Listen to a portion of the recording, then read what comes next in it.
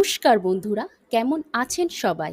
আজ আমি নিয়ে এসেছি একদম নতুন লোভনীয় একটি recipe, mutton cocoa saffron delight. এই রেসিপিতে আছে জাফরানের সুগন্ধ আর মাটনের অসাধারণ স্বাদ, যা খেলে মুখে লেগে যাবে। তো চলুন বাড়িতেই কিভাবে সহজে রেসিপিটি করা যায় দেখে নেওয়া যাক। এখানে 500 গ্রামের মতন মাটন নিয়েছি।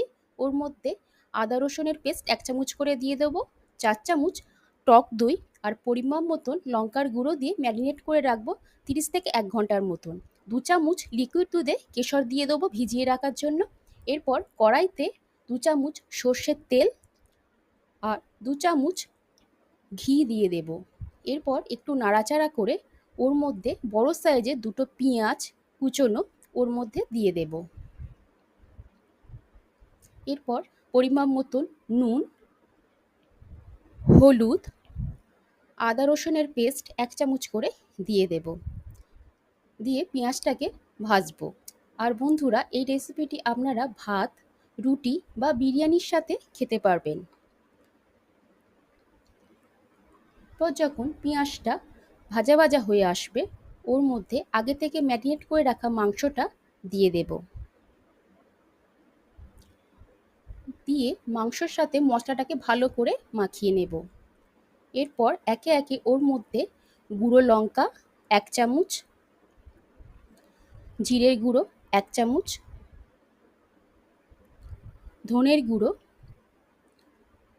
আর গোলমরিচের গুঁড়ো দিয়ে আবার মাংসটাকে কষবো। ওর মধ্যে কয়েকটা চেরা কাঁচা লঙ্কা দিয়ে দেব।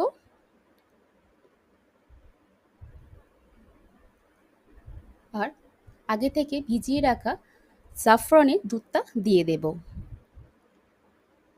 আর হাফ কাপ মতন নারকেলের দুধ দিয়ে দেব। দিয়ে মাংসটাকে ভালো করে কষাতে হবে যতক্ষণ না মাংসর মশলা থেকে তেল বেরিয়ে আসছে। আর বন্ধুরা, আমার চ্যানেলে নতুন রান্নার রেসিপি পেতে মায়ের হাতের পরশ চ্যানেলটিকে অবশ্যই সাবস্ক্রাইব এবং ফলো করে যাবেন। এরপর যখন দেখব মাংস থেকে তেল বেরিয়ে আসছে, ওর মধ্যে গরম করে রাখা জল পরিমাণ মতো দিয়ে দেব।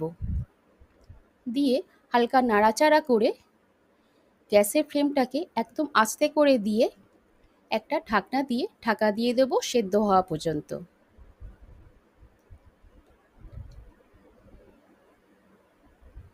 যখন সেদ্ধ হয়ে আসবে, নামানোর আগে গরম মশলা ওপর থেকে দিয়ে দেবেন আর কুচনো ধনেপাতা দিয়ে সাজিয়ে পরিবেশন করুন মাটন কোকো